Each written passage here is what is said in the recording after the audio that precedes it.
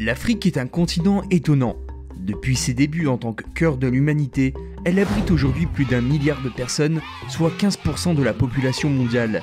Saviez-vous que le continent africain est plus grand que les États-Unis, le Canada et l'Inde à la fois? Eh oui, l'Afrique couvre une surface supérieure à 30 millions de kilomètres carrés, et vous vous doutez bien qu'une telle immensité cache de nombreuses découvertes insolites. Vous verrez, ce qu'ils ont découvert en Afrique a choqué le monde entier. N'oubliez pas de vous abonner, d'activer la cloche et de défoncer le bouton like pour encore plus de découvertes terrifiantes et amusantes sur Monsieur Alligator. Je tenais aussi à vous remercier pour tous vos commentaires les amis, ça me touche vraiment beaucoup et ça me donne vraiment envie de continuer à faire des vidéos. L'œil de l'Afrique. La structure de Richa est une structure géologique présente dans le désert du Sahara en Mauritanie. Surnommée œil de l'Afrique, cette formation mesure 50 km de diamètre avec des dénivelés de 40 mètres. L'œil de l'Afrique était connu depuis le début du XXe siècle avec les moyens terrestres, mais c'est lors de la conquête de l'espace que les astronautes se sont rendus compte de la forme particulière et étonnante de cette structure. Aujourd'hui, elle est même utilisée par les astronautes comme repère dans l'espace. L'origine de cette formation serait volcanique, due à un mécanisme érosif et un effondrement des sols vieux du Crétacé. Dites-moi dans les commentaires si vous connaissiez l'œil de l'Afrique. Le manoir aux girafes. Quand on pense à l'Afrique, nul doute que l'on pense à sa faune incroyable. Le manoir aux girafes devrait apparaître en tête des endroits à visiter lorsque vous faites un safari. C'est le début ou la fin parfaite de ce qui sera sans doute un voyage magique. Ce manoir est situé sur 5 petits hectares de terrain dans la forêt de Nairobi au Kenya. D'ailleurs, ce manoir est l'un des bâtiments les plus emblématiques de Nairobi. Celui-ci est considéré comme un hôtel de luxe avec 60 employés et profite d'une renommée datant de 1930. Que ce soit au petit déjeuner ou lors d'un dîner aux chandelles dans la confortable salle à manger, vous pouvez être presque sûr de pouvoir côtoyer un animal emblématique que l'on connaît tous. Effectivement, il existe un troupeau de girafes vivant sur ce terrain privé. Elles profitent au cours de la journée de petites friandises ou de cadeaux avant de se retirer dans leur sanctuaire de forêt. La girafe de Rothschild est une espèce en voie de disparition et il ne resterait que 650 individus sur Terre. Le désert de Star Wars. Connaissez-vous la saga Star Wars? Qui n'a jamais rêvé d'être un Jedi dans son enfance? Mis à part de nombreux effets spéciaux impressionnants pour l'époque, le réalisme ainsi que la beauté des scènes qui peuvent encore surprendre les téléspectateurs d'aujourd'hui est principalement dû au lieu de tournage des différentes scènes. Si vous êtes un fan de la saga Star Wars, vous savez probablement que l'un des personnages principaux, Luke Skywalker, est originaire de la planète de Tatooine. Mais saviez-vous que certaines scènes ont été tournées en Tunisie?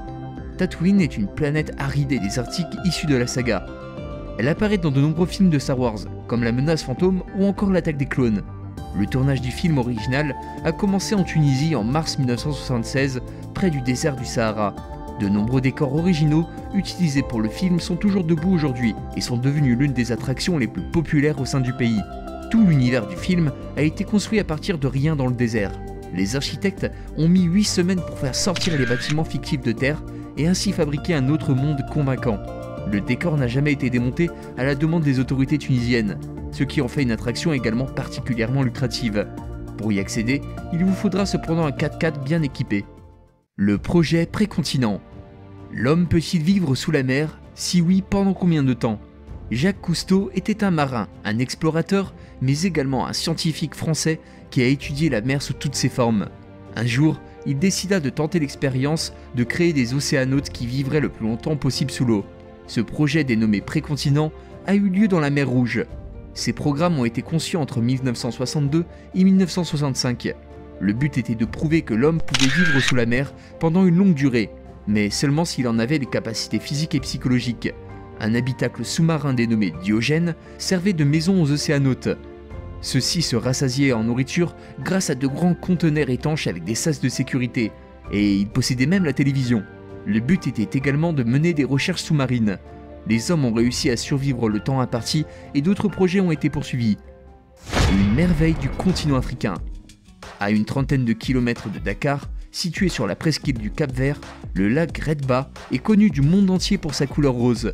Il fut longtemps l'étape d'arrivée de Paris-Dakar, qui contribua à sa célébrité.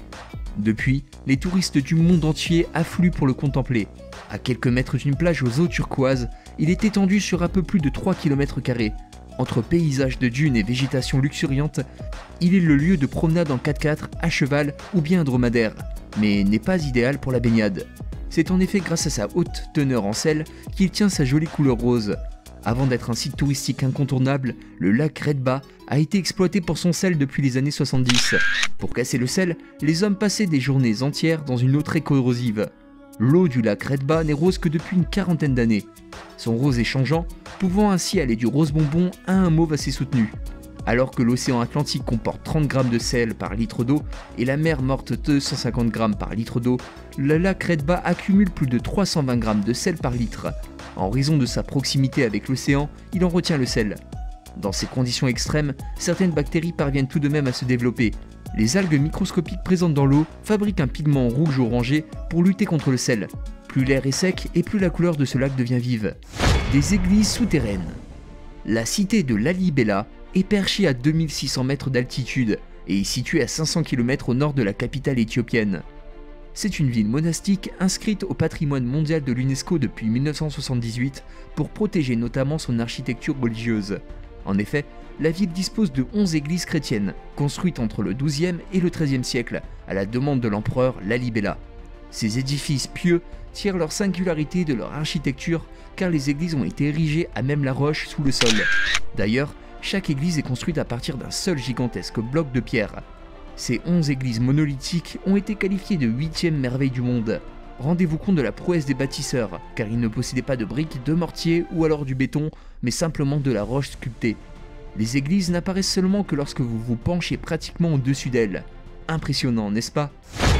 Les chutes Victoria. Les chutes Victoria sont l'une des plus impressionnantes chutes d'eau au monde. Elles sont situées sur le fleuve Zambèze, à la frontière entre la Zambie et le Zimbabwe, en Afrique australe.